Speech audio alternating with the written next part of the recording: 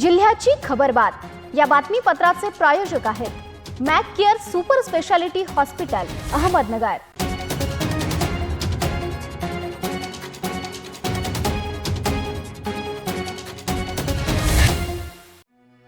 नमस्कार, मी पूनम। न्यूज 24 सह्याद्रीमध्ये आपलं स्वागत। पाहूया अहमदनगर जिल्ह्यातील महत्त्वपूर्ण बातम्यांचा आढावा जिल्ह्याच्या खबरबातमध्ये। संजीवनी उद्योग समूहाचे अध्यक्ष बिपिनदादा कोल्हे यांच्या मार्गदर्शनाखाली सर्व ऊस उत्पादक सभासद शेतकरी व कर्मचारी यांच्यासाठी न्यू इंडिया इन्शुरन्स कंपनीकडून जनता व्यक्तिगत अपघात विमा उतरविण्यात आला असून कारखान्याचे सभासद रामचंद्र एकनाथ कुलकर्णी या अपघातात मयत झाले। त्यांचे वारस आनंद रामचंद्र कुलकर्णी यांना विम्याचा 2 लाख रुपयांचा धनादेश अध्यक्ष विवेक कोल्हे यांच्या हस्ते नुकताच प्रदान करण्यात आला। विवेक कोल्हे या प्रसंगी बोलताना म्हणाले, विमा ही काळाची गरज आहे। संकट समयी ती कामाला येते। मनुष्यावर आपत्ती कधी ओढवेल हे सांगता येत नाही। सभासद कैलासवासी रामचंद्र कुलकर्णी यांच्या रस्ते अपघात झाला होता। त्याबाबत त्यांच्या कुटुंबियांनी सर्व कागदपत्राची पूर्तता करून दिली। त्यातून त्यांचे वारस चिरंजीव आनंद कुलकर्णी यांना 2 लाख रुपयांचा धनादेश नुकताच देण्यात आला। या प्रसंगी संजीवनी पतसंस्थेचे अध्यक्ष प्रदीप नवले, उपाध्यक्ष राजेंद्र परजने, राजेंद्र बागुल, इतर सर्व संचालक व सभासद शेतकरी उपस्थित होते।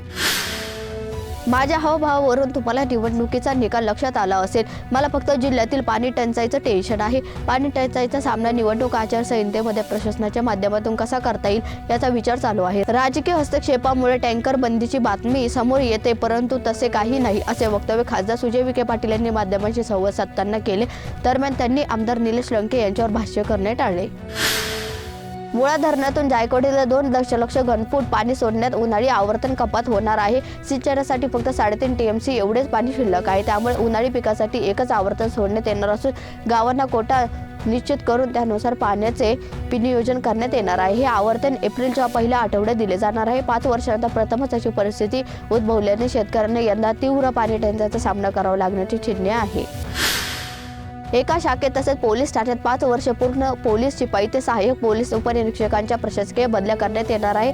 बदलीस प्राप्त असलेल्या पोलीस ठाण्याच्या प्रभारी मार्फत अर्ज पाठविण्याचे आदेश जिल्हा पोलीस अधीक्षक राकेश ओले यांनी दिले आहेत। तसेच कसुरी अहवालही मागविण्यात आला आहे। गत वर्षी पोलीस कर्मचाऱ्यांच्या बदल्यासाठी विलंब झाला होता, त्यामुळे कर्मचाऱ्यांची गैरसोय झाली होती। त्यामुळे चालू वर्षाची बदली प्रक्रिया वेळेत सुरू करण्यात आली आहे। अनधिकृतपणे गैरहजर 9 शालेय विद्यार्थ्यांचे शैक्षणिक नुकसान केल्याचा ठपका पारनेर तालुक्याचे शिक्षक प्रदीप कुमार बबनराव खिलारी यांना जिल्हा परिषदेचे मुख्य कार्यकारी अधिकारी आशिष शेरेकर यांनी निलंबित केले आहे। ते जिल्हा परिषदेत तास वनकुटे शाळेत नियुक्त होते।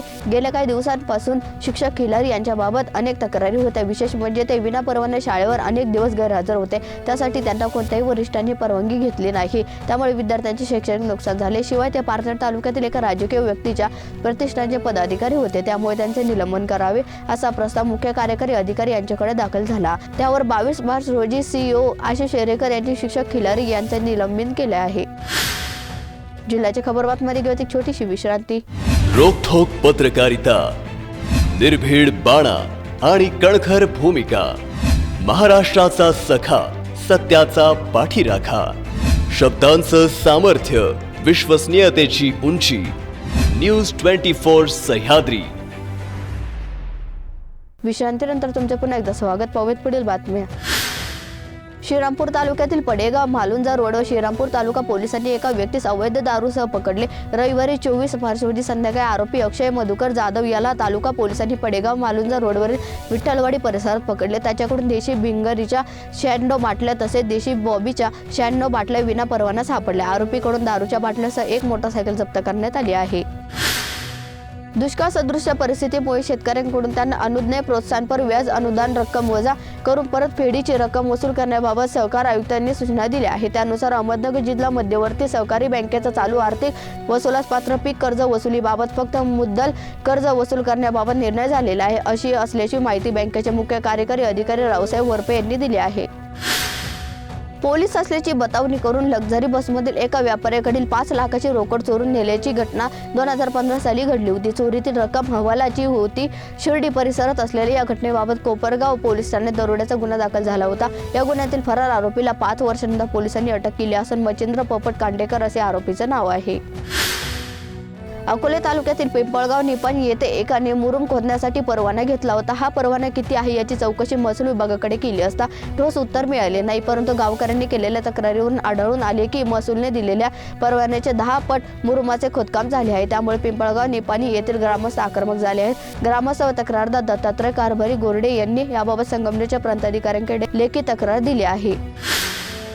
स्वस्त धान्य दुकानाच्या ताब्यावरून गुंजाळवाडीचे ग्रामस्थ चांगलेच आक्रमक झाले. त्यांनी गुरुवारी सकाळी 11 वाजेच्या सुमारास तहसील कार्यालय गाठत प्रशासनाला जाब विचारला. मात्र या प्रकरणी पुरवठा निरीक्षकांना गैरकायद्याने जमा गोळा करून घेराव घातला आणि दमदाटी धक्काबुक्की करत सरकारी कामात अडथळा आणल्याप्रकरणी 6 जणांना 250 ते 300 नागरिकांवर विविध कलमान्वये व संगमनेर शहर पोलिसांना गुन्हा दाखल करण्यात आला आहे.